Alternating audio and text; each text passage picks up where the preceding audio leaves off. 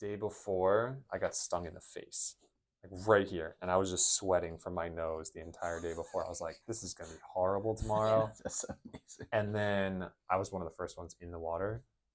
I didn't get stung day of. That's So pretty nice. yeah, because they start early. I think it's like 6:30 or 6:45. Yeah.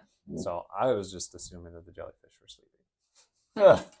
Yeah, no, the jellyfish were real bad. Yeah. It's terrible. I just remember none of them like stung me like too bad, but I could just feel them, Oh, and like they do like tingle the whole time, and it Yeah. was like I got out and I had a little bottle of lidocaine. So as soon as I got out, I just like put it on me and I went on the bike, which is kind of Wow. bad, because like you know when you put lotion on, you go exercise, you like sweat a Sweat lot. even Yeah, more. yep. It's like that, Oh, but with God. lidocaine on. Yeah.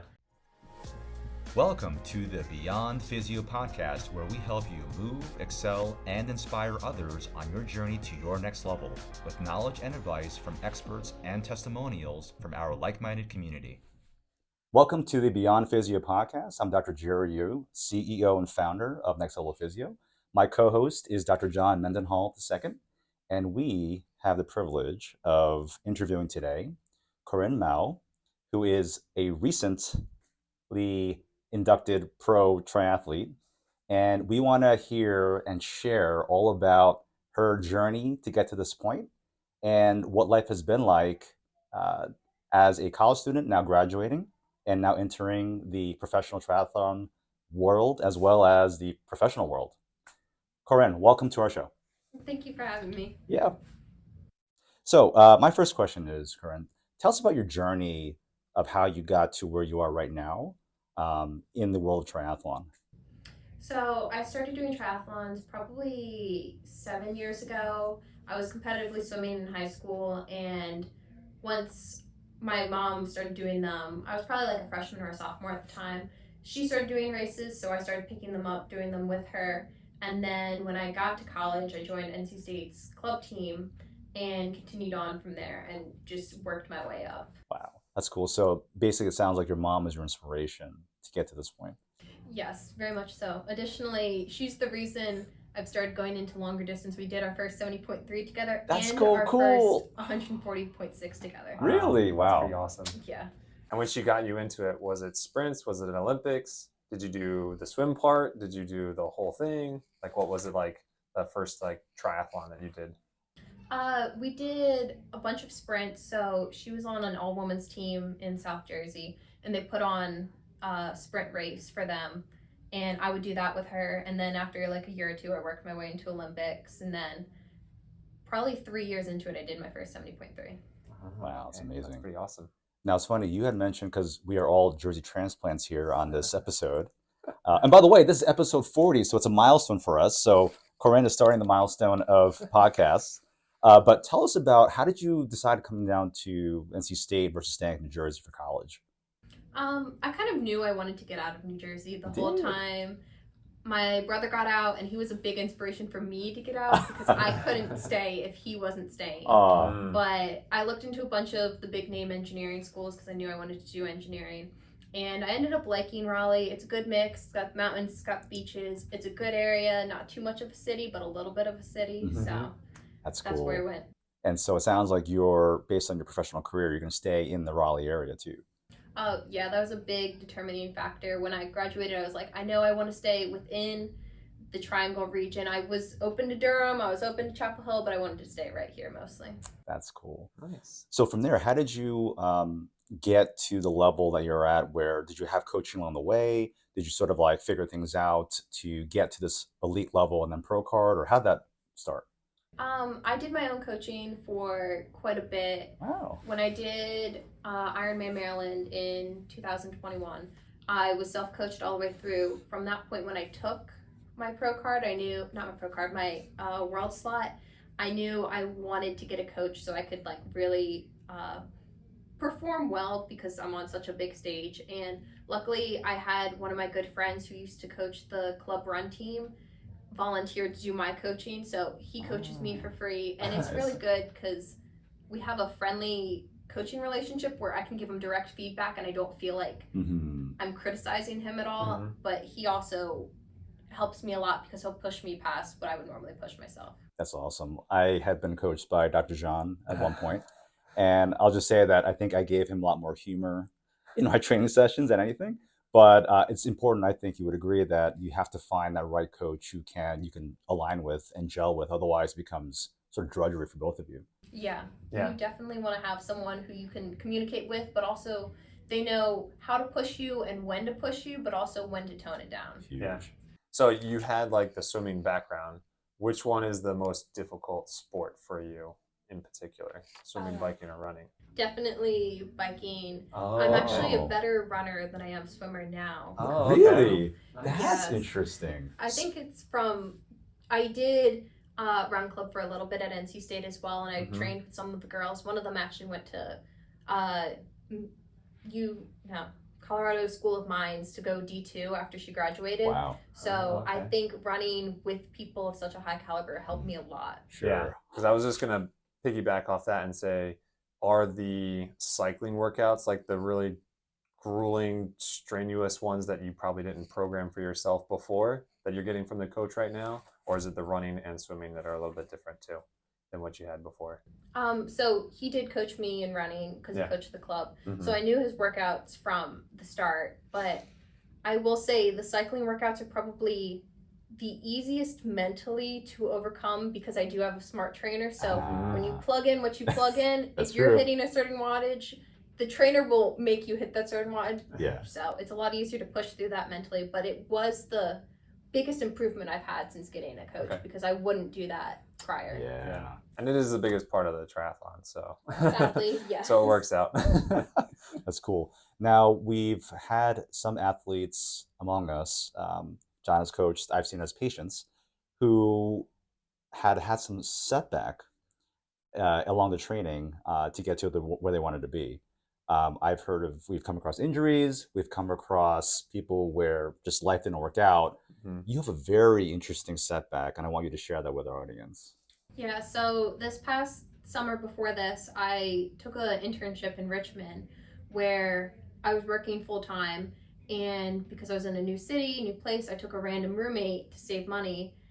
And I ended up having to live with not one, not two, but 4 puppies with Oh my a roommate who was barely there. She was gone all the time. She asked me to feed the dogs almost every day. And on top of that, living with 4 puppies with a girl that's rarely there, I had puppies running around everywhere. I wasn't really Man. recovering because I didn't really want to be around all the Yeah. puppies and all the mess that was the apartment. I was gone from like 6 in the morning till like 8 at night. I was eating like fast food. I was eating Chipotle. I was eating Trader Joe's microwave meals. I was not getting good nutrition. I wasn't sleeping well because we had puppies in the place. Yeah. And it was just like a catastrophe. You know, I'm so glad you said that, Corinne, because a lot of athletes in general, negate the effects of sleep on recovery and performance. And you are, telling us that when you don't sleep, you can't perform. And when you don't eat right, you can't perform either. So Mhm. it's a great story of how those things are real life examples of when people don't consider those part of their training, they can't maximize their performance. Yeah. Is there a certain amount of time that you're trying to get with sleep, or any naps that you have to take to make up for some of that sleep right I now? do try to hit 8 hours, try to be in bed by 10, wake up 6, even Mhm. later if I need to. But I try to get 8 hours. If I can get more in, I will try to get more in. I've gotten 9, I've gotten 10. I prefer to get more sleep than not Sure. enough sleep. Mhm. I used to take naps in my car while I was working. So during my lunch break, I would go out to the car, take a power nap, and then come back. Wow, that's smart. I do highly enjoy my sleep. Yes. That's awesome. Smart. Best way to recover. Yeah, I think Katie was talking about that, right? Yeah. So were you at Katie the Zafiris? Katie Zafiris thing? Yeah. Yeah. She was just like, biggest thing that she can do is sleep. Yeah. Because Crazy. everyone can train, Mhm. but if you don't let your body recover, then it's likely going to get injured. So Yeah. sleep is just a really big part of her training, from what she said anyway. Yeah, when I was back in Richmond, I could tell just not getting enough quality sleep. I couldn't translate that at all to quality workouts. Mhm. I like to get up and do my hardest workouts in the morning. Yeah. So when I was choice. in Richmond, I would be 10, 30 seconds off my pace of what I should be hitting. Mhm. And I knew it was directly correlated to not Just because sleeping not the sleeping. night before. Yeah, I think that would be a big takeaway for someone to like realize how important sleep is. They just try it for a week, like sleep 8 hours for the entire week, and then see what happens. See what Yeah. happens at work, see what happens in your training, and how well that's gonna translate. Yeah. That's awesome. Yeah, cool. You know, we know that physical sports can be grueling and triathlon, of course. Is there anything that you use as visualization or something where you're able to keep that level of focus for the longer races, Corinne, that might be helpful for the audience? So when I'm trying to, especially for longer races, like tune in on being able to focus the whole time, one, I like to do my training as much as possible without music. During a race, you're not allowed to have music at all. So if I can go without music, I'll do that. I also like to visualize certain components. So I like to do longer warm ups, longer cool down. So when I'm racing, I'm like, the first 30 minutes is just warming up. The last 30 minutes is just cooling down before the next part. And then breaking it up in sections, especially at Kona when you know you have that massive climb in the middle of I've the heard. race. I wasn't trying to think about that at all until I got there. And then I was Mhm. like, it's only this long. I only have to get there. And then you get the long downhill. Yeah. Now, the wind seems to be a big part of Kona, and you just went this past year, correct? Yes. How was the wind that day on the race, on the bike? You don't really notice it a whole ton Okay. until you're coming down Mm-hmm. the mountain. Oh, Yeah. And when you're coming down, you can feel it. It's both crosswind Yes. and gusts at the same time. So it was a lot of just like mentally just trying to keep myself in balance. You don't have to work all that hard. You just worked up a massive hill. You can Mhm. take a little bit of a break to save yourself for the rest of the race and just don't let the wind get to you too much. It is a little scary, but Uh-huh. Yeah, I gotcha. it was not as bad as you would expect. Gotcha. Okay. And you qualified for Kona after your first Ironman, right? Yes. Okay. So now walk us through the difference between that first Ironman experience and then your second Ironman experience being at a World Championships. So when I signed up for my first Ironman, I did it because my mom signed up for her first Ironman and I couldn't let her beat me to it.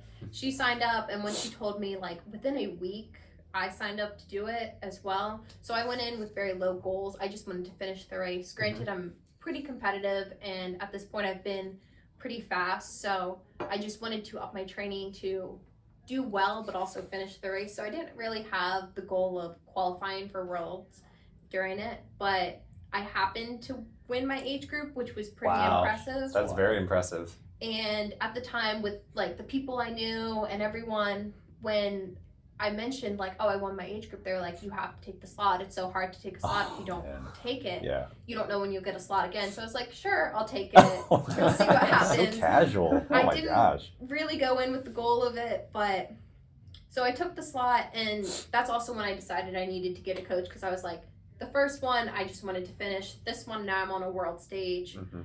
But the second one, I will say, so that was after I lived in Richmond, and I had about 2 months to like re-get my training back in place, and it did not go as well as I would have wanted it to. Mhm. Not only was there more pressure because now I'm on a world stage and I was like, I'm competing against the best and the best. I might lose. I might be the last one in my age group. I honestly cried on the shuttle to Kona. You did. Oh, Yeah, no. race morning. Oh, I no. was so nervous of like competing against like the best of the best that I like was in tears. Oh, man. It ended up being okay. I finished 14th, so Wow. about middle of the that's pack of my pretty age awesome. group. So, Damn. but just the nerves and the pressure of it was completely different between my first and my second one. Oh, wow. Now, do you have any strategies now to help with that, like nerves before a race? Maybe not put that pressure on you at a world stage or anything along those lines?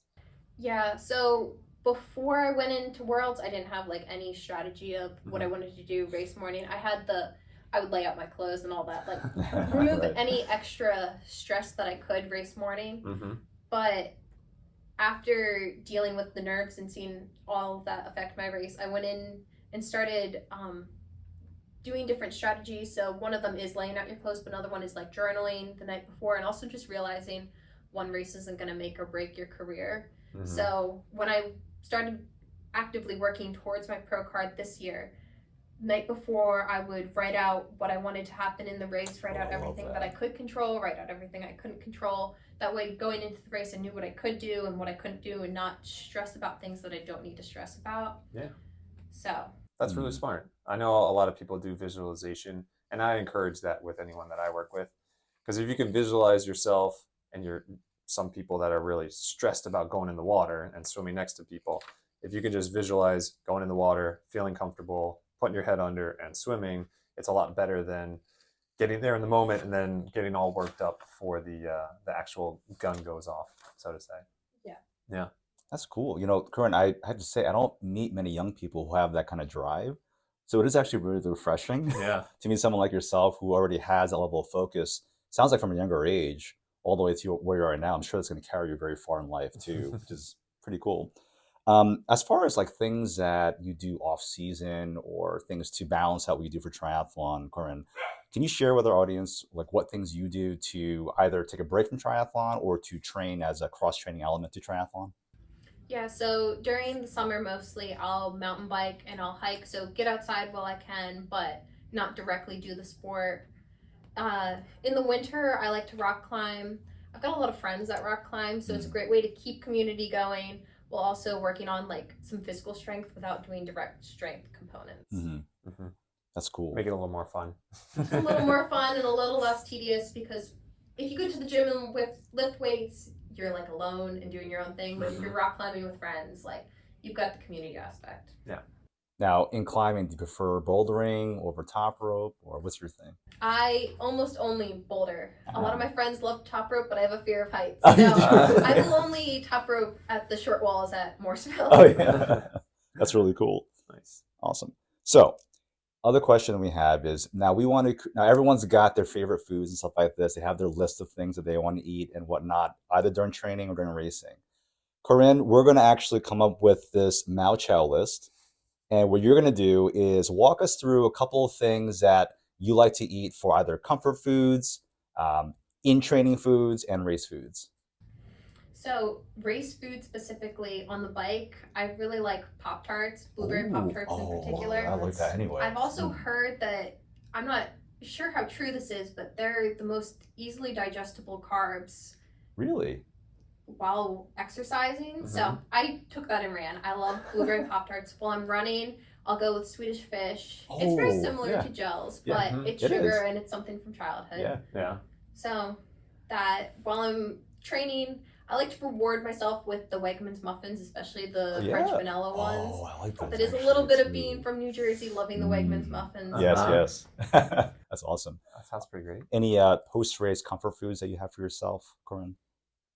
Like I have to have this after every race or anything like that come to mind? I do like smoothies or milkshakes or something that's like easy to digest, easy on the stomach, and just like straight sweet. Yeah. Because do you find yourself hungry after a race? Because whenever I race, it's like I'm not the last thing I do is eat, right? not ready to eat, and then it's like a couple hours later, then I'm starving. Yeah, I have the same thing.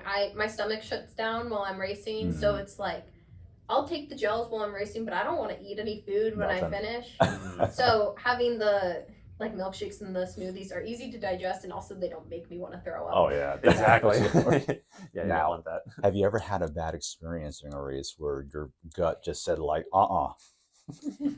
During Kona, Oh, yeah, no! I lost 6 pounds body weight because they weigh you Are in you the day serious? before. Holy And- cow. So I didn't really take my nutrition very well on the bike. So when I Ooh. got to the run, my stomach was already starting to Oh, shut down. no. So I took 2 gels, but I was supposed to take 6. Oh my gosh. So the last 4 survived. miles, I was just drinking calories, Oh my god. but I was drinking way too much, and I ended up throwing up a Oh ton. my god. Oh So- no! Oh Yeah. no. Oh gosh! Oh That's my god. brutal. Plus your nerves that day too. I'm sure it Yeah. didn't help. Mhm. You know, and the best part was, so the New York Times did an article on college students at Kona, Oh. and the photographer came up to me at the end of the race, Yeah.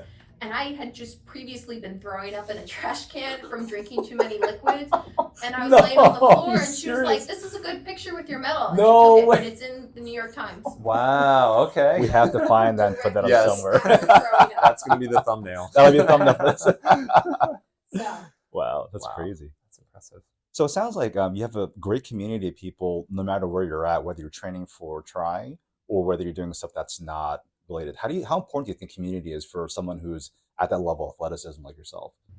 It's extremely important for me. It's much easier to train with people than it is alone. I try to do as much as possible with people. On top of that, I like to be on teams because then it's not racing for just myself, it's racing for someone else. So when I'm hurting, it's like, oh, I'm representing either NC State or iOS Elite or another team, and I'm like, I'm representing them, so I have to push through. On top of that, community's almost insanely important because I use Strava, and the public aspect will get me through a lot of my workouts and a lot of my races. I've actually posted to Strava every single day for the past, I want to say 5 years now, except for the Amazing. 2 days after Kona. Wow. So Good recovery. a lot of people will keep tabs on me based off of if I've posted on Strava or not that day. Really? And sometimes I'll wait too long and I'll get a text of, hey, are you okay? Yeah. So there's a lot of pressure, not pressure, but the community is important because it keeps me going and it's just a little extra oomph to get me there. I love that. You know, it's funny because Next Level, our core tenet is building community with like-minded people who are on their way to the next level. Mhm. And it sounds like you are exactly aligned with that sort of philosophy for yourself. And it's gotten you very far. And I have no doubt that it's going to continue to help you develop even more as an athlete and have more success to you in the future. Yeah, so we want to thank you very much for being here and talking with us and telling us about your journey. I do want to ask, so when you go professional, do you have like a USA kit, like with your name on the back and stuff like that? Honestly, I just got my pro card like less than a month ago. Actually, I think it's actually a month ago from today I got my pro card. I haven't really looked into it a whole Oh, time. okay. All I right. started looking at races, but I would like to get one if I could. Yeah. It'd like be nice to represent Mhm. Oh, it's so USA. Yeah. absolutely, Yeah. so badass too. Yeah. Really cool. Last question for any young people out there who are listening, or parents of younger people who might have kids with that kind of potential to get into that upper level of triathlon. Do you have any advice for the parents on how to coach their kids to get to that level? The biggest thing is I wouldn't force my kid to do it, but put them in a spot where they can find the community to do it. My parents never forced me into swimming or running or even cycling. They just, here's swim team. If you like it, you can stick with it. If not, you can quit. And then get that community from a young age, have the friends that'll be there and be the reason you want to go back. So, You know, I love that because we did some episodes in the past about the opposite side, Corinne, where the parents who might be overbearing on their kids and have their kids in all these different sports for too long, and the unfortunate side effects of that too, physically, emotionally, mentally. And so it sounds like your parents actually had a really great view of how they were going to help you sort of figure out what it was for you that was going to work. And that's pretty awesome too. Yeah. Cool. Thank you so much for being a guest today. And for all of our audience out there, we hope this episode was helpful for anyone who is in triathlon and looking to get ahead. We also know that for anyone who might have a child in their household who might have some interest in triathlon, there are many pathways to do that. And one of the better ways to do that might be to help them find the right community so they can find their way into the sport. So until next time, thank you again for coming on our podcast, Corinne. And for everyone out there, have a great day. Thanks so much for tuning into today's episode. It really does mean a lot to us. And don't forget to like, share, subscribe, or comment if you got at least one or two helpful insights or takeaways to help you get to your next level.